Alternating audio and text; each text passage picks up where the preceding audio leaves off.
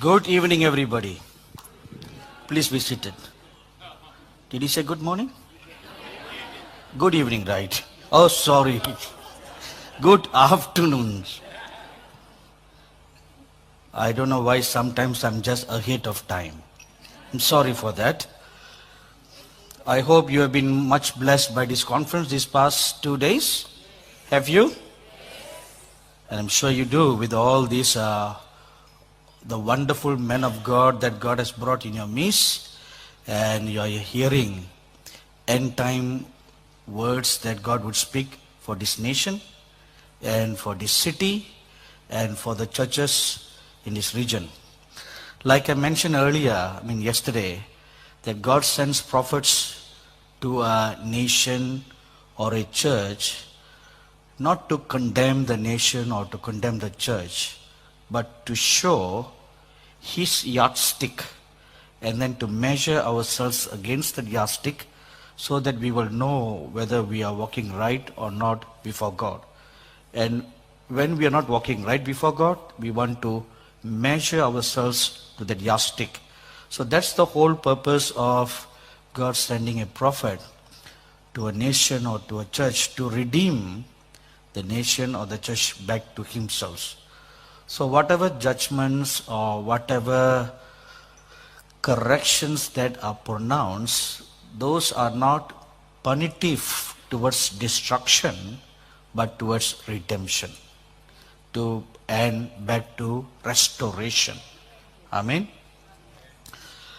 And during this conference, you've been this past whole of yesterday, you've been hearing about our television network called Angel TV, and I'm sure many of you are watching it, and perhaps many of you are not watching it and you do not know how to watch it.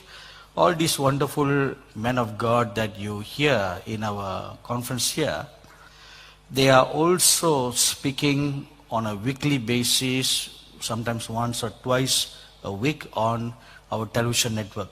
So when you come to this conference, and after tomorrow, it's not the end of hearing wonderful, meaty word of God, but you can continue to hear them.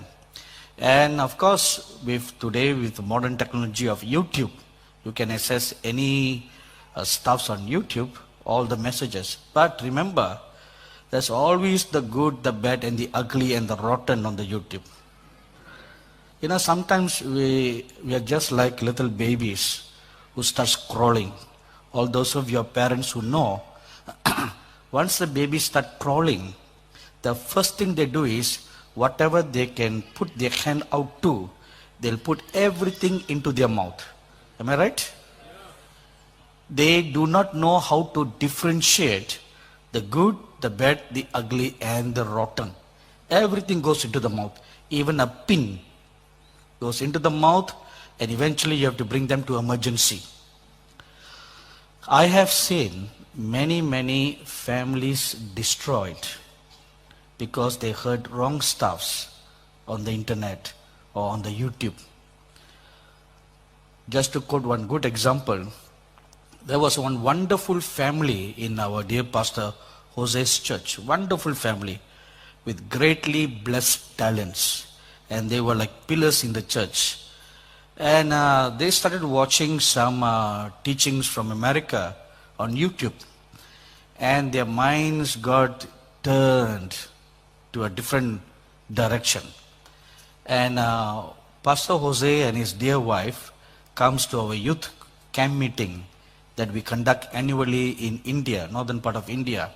So on one particular year, this family, several members of the family also came to the camp meeting. And at the end of the camp meeting, as we were driving down from the Himalayan mountains right to the foothills where there is an airport, this brother sat beside me and he said, I wanted to ask you some questions. So I said, I'll be glad to answer your questions if I knew the answers. And then he quoted this particular preacher and this particular teaching that he heard on YouTube. And he asked me, what is your opinion? So I said, instead of asking for my opinion, you should ask your pastor for the opinion. That is the proper way, no? You go and consult your church pastor, not a visiting speaker. So he said, before I could consult my church pastor, I want to ask for your opinion. So I heard everything that he had to say, and I told him, my dear brother, what you heard, that teaching is not biblical, and it's not practical, it is not spiritual. Don't buy or eat that garbage. That's my counsel to him. But he wouldn't listen. You know, like what we shared earlier, you like to have your ears tickled. This is another signs of the last days. You know, we like to have our ears tickled, and just like what Dr. Bruce Allen read about a prophecy written by a woman from which nation? Norway. And she must be a prophetess in order to have such encounters with God. And whatever we see today in our present day, not even society, but also in the church society at large, all the grisly gospel, cheap grace teachings. I was actually shocked to hear in exact detail how God had revealed to this woman 30 years ago before it all happened. And they were all in exact detail. So, the teachings that are so popular and prevalent today, where a large majority of people are flocking to such churches, God has revealed 30 years ago that is a perversion that is coming into the church. And the perversion today is widely embraced as a wonderful thing. And there's a church in Singapore, the largest church, which embraces such teaching. Now, once you embrace such teaching, you always will have a large crowd. Even if all the 7 churches in our committee here, if they were to embrace that teaching, this conference we will be holding in the Sydney Olympic Stadium. Right? We would not be in this place, because we'll have a great crowd who will want to have their ears itched. Now, this is a sad picture that we want to be careful of. So, that family wouldn't listen to correction. Eventually, they created a big ruckus in the church, and not only that family left, but they pulled several others also out of the church, about maybe 15, 20 of them out. See, once you claim to have special light and others are not agreeing with you, you will end up starting your own church. Because if you cannot submit under somebody, you will eventually become the boss. Right? You have to become the boss. So you will have to have a company of people who will want to believe that particular teaching. You know, such things will never ever stand, because anything that is built on unrighteousness will never stand, it will fall. About 20 years ago, I was invited to minister at a pastor's fellowship in Singapore. And after the fellowship, the pastors always have their special fellowship, teas, cakes, all the stuffs, you know. What good is a fellowship without eating, right?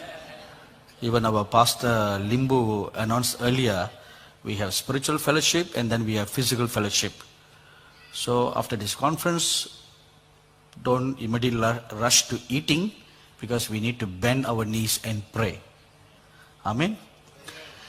And so while we were eating, a young pastor came up to me and he gave me his name card and he introduced himself and said, next time when you visit Singapore, please come to our church.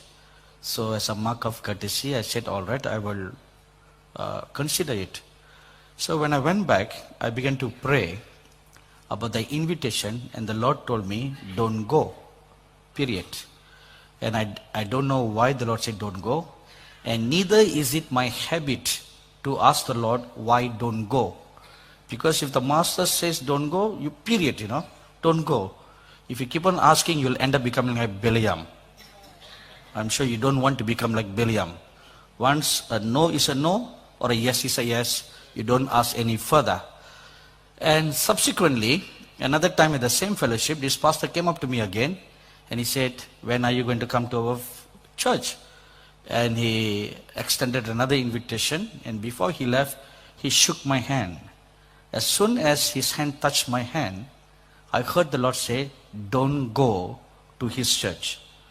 So I didn't know why the Lord would tell me not to go to his church the second time. So I went and prayed and asked the Lord, why are you not allowing me to go to this church? And the Lord told me, I don't want you to go to his church because that church is built on unrighteousness. The foundation of the church is unrighteousness. And that is blood in his hands. So don't go. So I didn't know anything further about the church. So I called my host pastor who invited me to the fellowship. I said, can you tell me something about this pastor and his church? And he told me a very heartbreaking, pathetic story. This young man was a youth pastor of another church, a larger church. And the larger church, the pastor, he labored to build his church from zero. So he slaughtered, he shed tears, he fasted, he prayed, he plowed the land, and they had evangelistic meetings, and they grew the church from 0 to about 150 over a little time. And this church also does missions work to the Philippines. So once the pastor, the senior pastor, led a team to go to the Philippines for a missions work. In his absence, this is what most churches do. Instead of assigning their own elders or their own youth pastors to preach, they will open the pulpit for other guest speakers who are visiting guest speakers from around the world to come and speak in their churches. Sometimes good comes, sometimes bad, sometimes ugly, sometimes rotten comes. And so an American speaker, an American minister came to speak in their church the very first Sunday that the pastor had gone. He preached a good message that was edifying the church. After his ministry, he started ministering to the people. And then he pointed his finger straight at this youth pastor and he said, my dear brother, God has called you to do great work, and this place is not your place. You're supposed to go out and start your own church, and you will have a great ministry, blah, blah, blah, blah, blah, blah, blah. So, and that young pastor was so excited with that prophetic word. Before the senior pastor could come back, he took all the youths out of the church and started his own church. Not only the youths, when the youths go, the parents go along. Right? That's quite biblical, You see, in Matthew chapter 21, when the Lord Jesus told the disciples to go and get the donkey, not only the donkey came, but the foal of the donkey also came along. So children go, parents go. Quite biblical. Amen? So, and a large chunk of the church left the church. And after 2 weeks, when the senior pastor came back from Philippines, he saw his church dwindle down to a small number. And he was shocked and surprised what happened. And eventually, he heard from the elder the whole story of what happened. He was so heartbroken. He fell down on his face and he cried bitterly unto God. Broken-hearted man. And this is what the Lord showed me. He stole. If I believe with all my heart, God can call someone out of a church to do something greater. I have no doubt about that. But that should not be at the expense of breaking your own church. If God calls you out, you should go out as a single person. Go out. and pioneer a work from scratch. Launch out into the deep and fish, not fish in the same pond. Today Christians are very good at fishing in a pond rather than launching out into the deep. Once I was standing at a bus stop many years ago, and there was some youths who were distributing flyers for their church meeting. So this one young boy came up to me and he said, "Uncle, please take this flyer for our meeting." So when he looked at my clothes, he must have thought I was a Hindu priest. So he was so happy, a prospect of getting a Hindu priest converted. So I played along that game. Why spoil the fun, right? So I just played along the game and I asked him a few questions about who is this Jesus? How do you know that Jesus is the true God? So I just played along the game, And that young man was very fiery. He tried his best to give all the right answers. But I made sure that I stirred up his faith to cause him to doubt his own faith.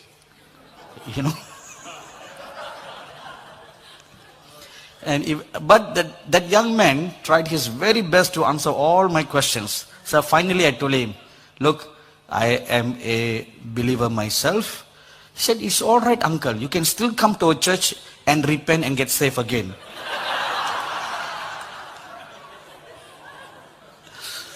So I told him, "Why are you doing this? You should go out to the Hindus, the Muslims, the Buddhist people, all the other non-Christians, and give this one invitation to them.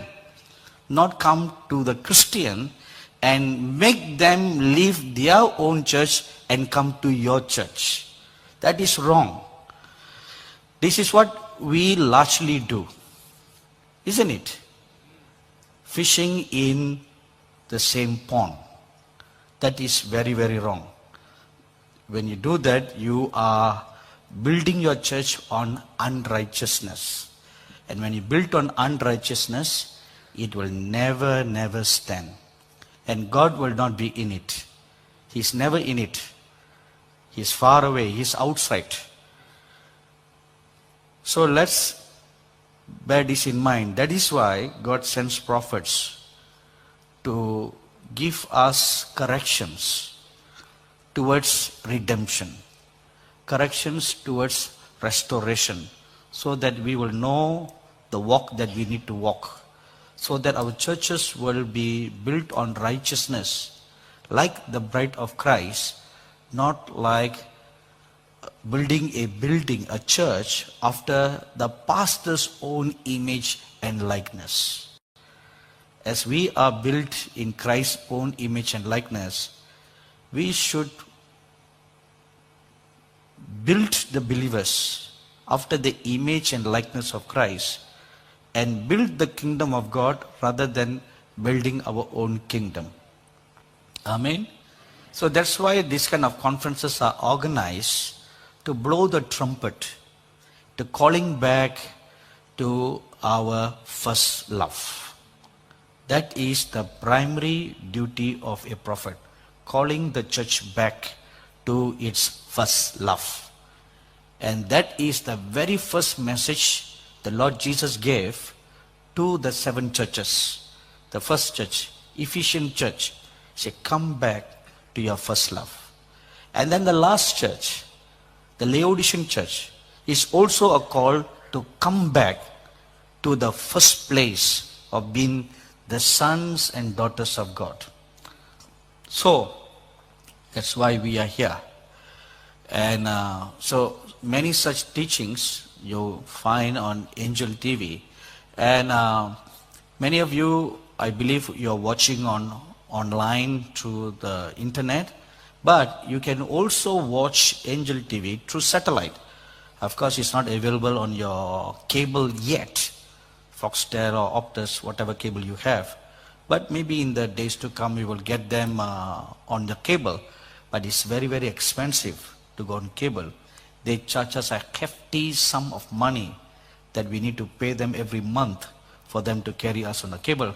But if you have an Optus satellite dish, you can very easily watch not only Angel TV but many Christian channels. If you don't want all the other filth and garbage that comes through your cable, but you only want Christian channels, we have a booth outside. What is it called, Pastor Rocco? His name is Afri. Afri? P-R. Afri. Apri? Apri. Okay. Apri. Apri, our dear brother Apri is out there with a booth. He is a fixer of dishes. So you can hire him. He can come and fix a dish on your rooftop so that you can watch Angel TV on your big 55 or 75 or 85 television screen. You don't have 85? Oh, how poor thing. In India we have 110 inches. See how advanced we are. Not only 110 inches, we have now 4K television screens, which is 140 inch. See, that is real life watching. Not only that, we also telecast a monthly prophetic conferences that we do live from our television studio in India. Every third Sunday of the month, we do an evangelistic prophetic conference. And on the last Saturday of the month, we have a healing service. And then on the last Sunday of the month, we have a prophetic conference. So those are all televised live, besides many other live programs that are televised live on all our 12 channels. I will share more about this to you tomorrow, as well explain to you about Angel TV. And besides that, we also have a very special program for youths called the Ultimate Spirit Warrior. Did you chance by the table outside where there's Ultimate Spirit Warrior? Where is Pax? Paxi? Up there. Can you come down? Paxi, the man that you saw playing on the drum, is the beloved son-in-law of Pastor Jose and Pastor Stella Rocco. Only son-in-law and favorite son-in-law. When you have one, he's the favorite, right? And a few years ago, we were doing we were filming a program for children in Paxi's house. And while we were filming, and Paxi was helping us with the cameras, and I was standing in one corner watching directing the whole program, and I saw an angel of the Lord come and stand beside him. And the angel said to me, he has a special call on his life for youth, and to do and create youth programs for these last days. So then I called him aside after the filming, and I spoke to him at length. I said, this is what I saw, and God has a special call upon your life. Why don't you spend some time fasting and praying and ask God what he wants you to do concerning this? And as he was, can we have a mic please? And as he fasted and he prayed, God gave him this wonderful idea about a program that is quite similar to what you would see on a commercial station called The Survivor. Have you seen those programs? We didn't exactly model it after that because we don't offer any prize money. Those survivors, they have to eat cockroaches, rats, iguana, Komodo dragon, all kinds of stuff. Here we don't do all that, but we model. God gave him ideas to model games tailored for youths that will teach them survival in the end times. He will explain to you in greater detail. Thank you. You're welcome. Hello everyone, my name's Pax. Yes, it's true. We were sitting in my lounge room and he said, what's on your mind? I said, there's just nothing for the youth that really will prepare them. He goes, as he does. Pray about it, my son. Fast. So I did, and God gave me this blueprint. So I started writing everything down. He was giving me a lot of dreams and a lot of visions about what he wants and how he wants it to run and what it's actually for. The end blueprint, only he knows. The blueprint for now is preparation. As they have all been talking about, it's preparation. Preparing yourselves for the end times. The youth love to go to meetings and muck around and play and worship, but when it comes time to the word, it's get the phone out. This excites them. This gets them doing stuff. It gets them fit, but it gets them thinking. What would happen if I got put into a situation where 5 men in tactical gear with AR-15s run through that door and hold me up with a gun to my head and say, denounce Jesus? What would you do? Well, we're going to find out. Because this is the kind of tactical thinking we need to think about in the end times. This is the blueprint he's given. We don't just do that kind of stuff. That's an extreme level that future shows are going to be showing. We do simple stuff like carry your cross, pick up your cross daily. It's in Luke. We had them pick up a 50-kilo cross and carry it until they dropped. Half of them cried like babies, which was a good thing because it touched them. It showed them what the smallest bit that Jesus did for them and how hard it was. They only lasted 5 or 6 minutes at a time. He had to carry it all the way to his death. And they saw that. And this is what he's trying to do. He's trying to teach them and show them that this is real. The end time, the last days is coming. They need to be prepared. They're his warriors. They're his army.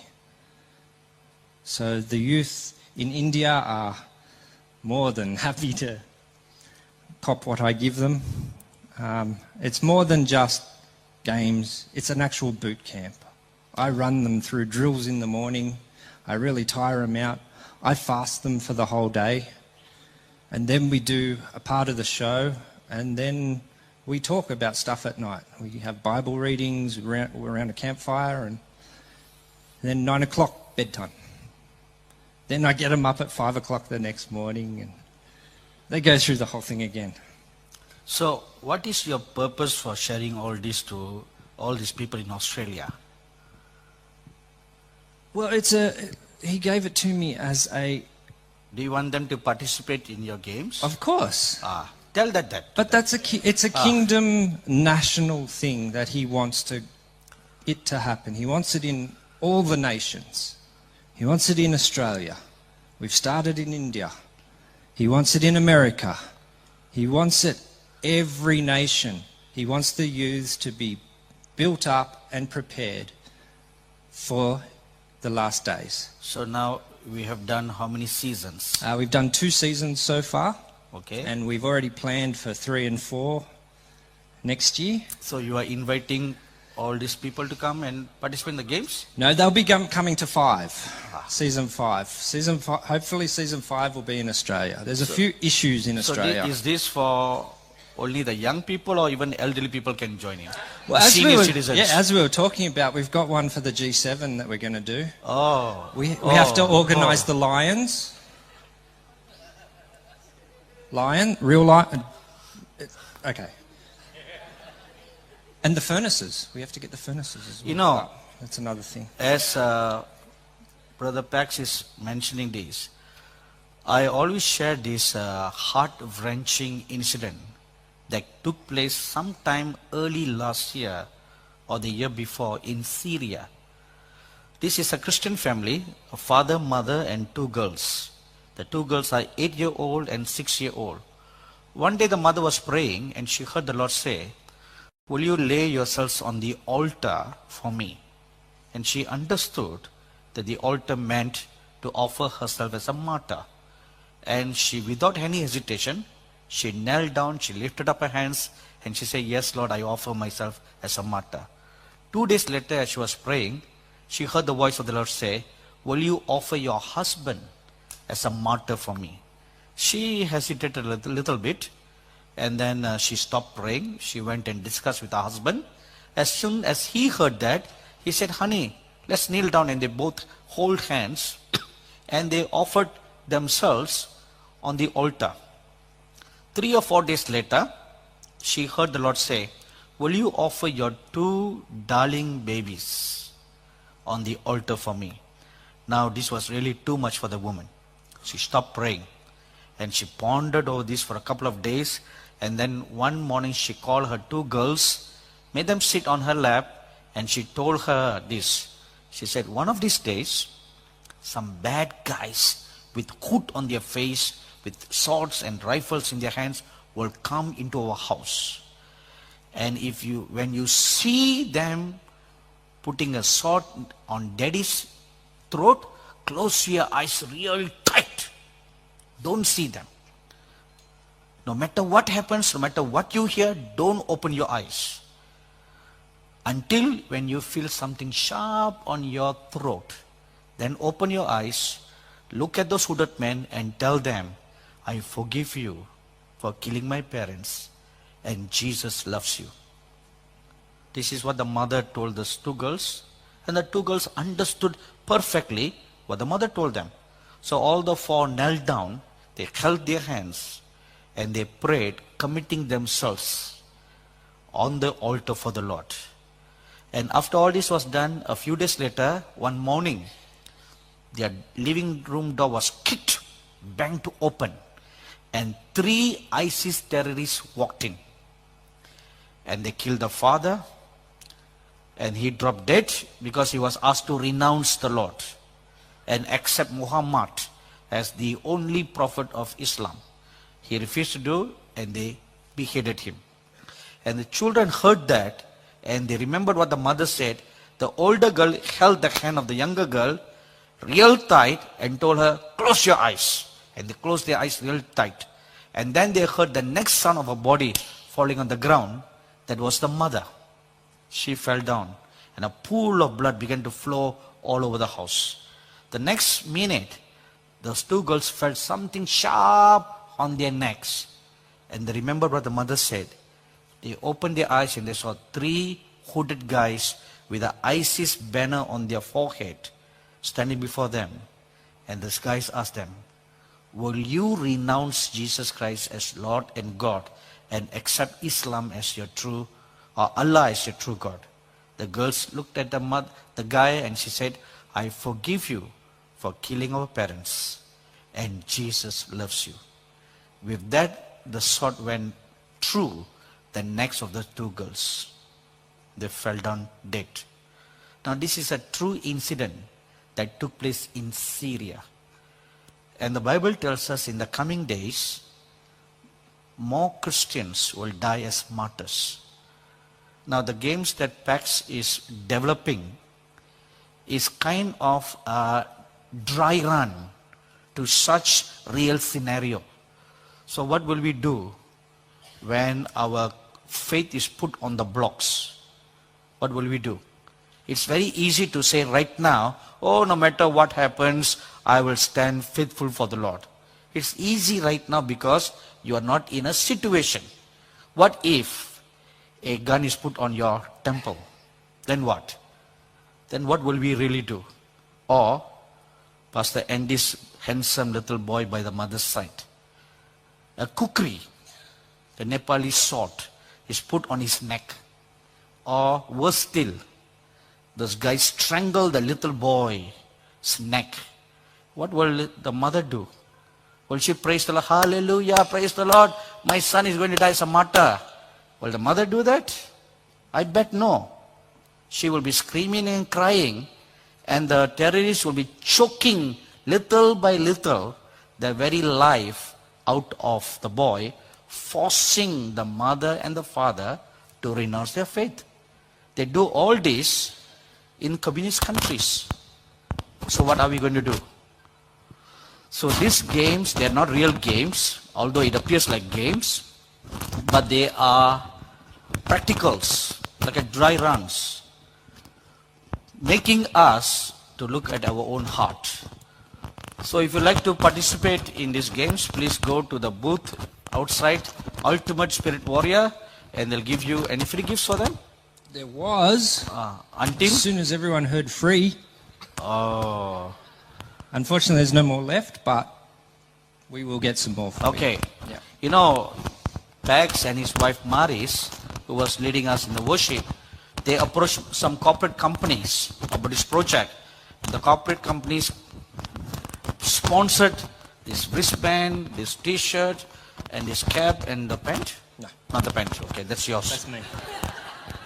And they were very kind to sponsor all that. So if you want more information about the Ultimate Spirit Warrior game, please go to the booth and look for Mr. Pax. I'll be hiding Thank you. upstairs. So. Give a good clap to Pax. Thank you. Thank you, everybody. Let's stand up for a word of prayer. Our gracious and loving Heavenly Father, we come before your holy presence in the name of our Lord Jesus Christ this afternoon.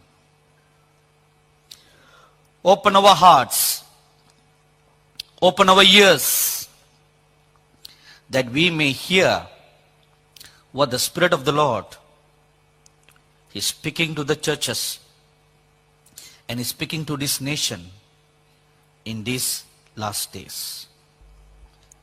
Give us an understanding heart and give us a listening ear,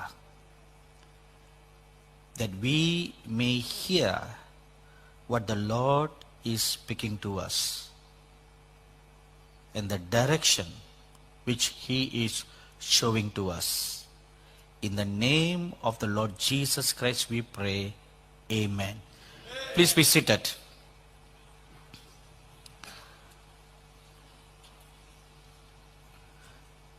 Since the whole of yesterday, I do not know what was preached this morning, but yesterday you heard about myself and the other two speakers bringing words of judgment. And you will know that when I ministered in the morning, the other two speakers were not there. But when they brought the messages, it all lined up. Like part 1, part 2, part 3, like confirming one another. Am I right, everybody? It was like confirming and reconfirming what was spoken in the first message. And the one word that you keep on hearing continuously was of the judgment. And yes, last night, as I was, after we went back to our hotel rooms, and as I was waiting, I had a visitation from an angel of God who told me to wait at God at 10 a.m. the following morning. So, and God would want to speak. So this morning at 10 a.m., I waited before God at the appointed time. And as I waited, I was caught up to heaven to participate at a council of prophets in heaven. You know, in heaven there are many, many councils. And among the one council, there is a council of the prophets.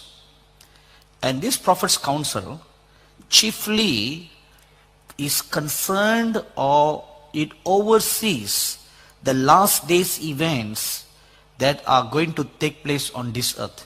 There are many, many gatherings in heaven, You know, the one thing that we are all most familiar with is a worship service in heaven. Most of us are only familiar with that because that's what we chiefly read in the book of Revelation, that everybody gather and they are worshiping God.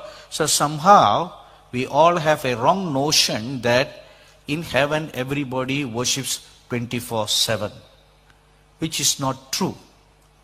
Because there is worship that goes on in heaven continuously. And that is done by the angels. Certain classes of angels are created for that purpose. And they are in one secluded, one part of heaven. You know, the Bible says, in my Father's house are many mansions. With a plural, right? And the Greek word for mansions is actually not mentions. The word mentions is not correct. It should be, the Greek word is mone, M-O-N-E, and mone means realms. Realms of existence.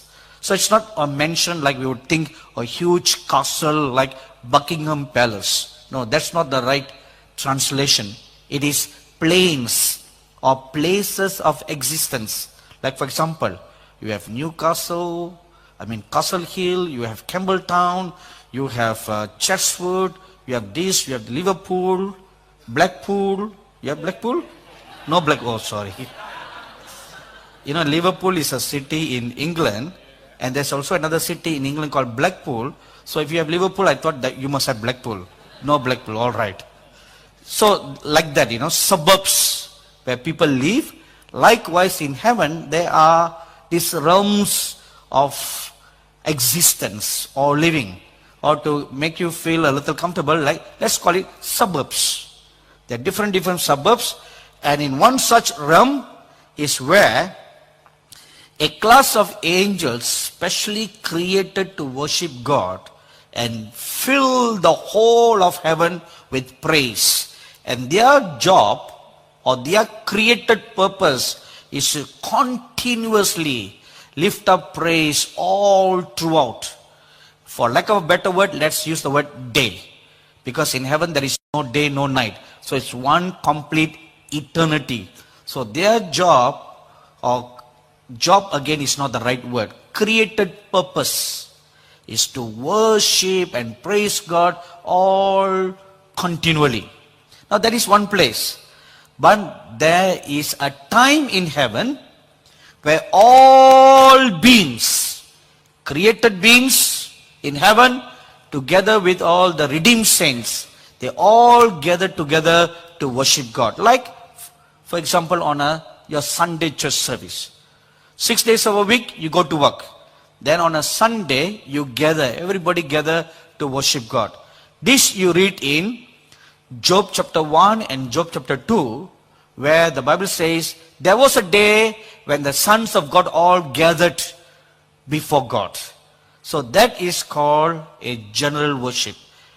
And in Revelation, you read about that continually in chapter 7, where all the angels and all the redeemed saints, together with the 24 elders, they all worshipped God. So there is a special time where a worship, general worship service takes place in heaven. But besides all this, there are so many other activities that take place in heaven. If you read the book of Revelation very carefully, you will find a lot of activities that keeps on going in one place of heaven. If you read chapter 8, you'll find the angels bringing bowls of prayer before God. So if they are worshipping God all 24/7, so where do they have time to bring bowls of prayer? And then in chapter 5, you'll read the 24 elders received the bowls of prayer and they offered before God. So if the 24 elders are also engaged in worshipping all 24 hours, so where do they find the time to receive these bowls of prayer to offer unto God? And then you'll read in Revelation chapter 12 that the angels, Michael and his angels, are engaged in war. If Michael and his angels are also involved in worship all 24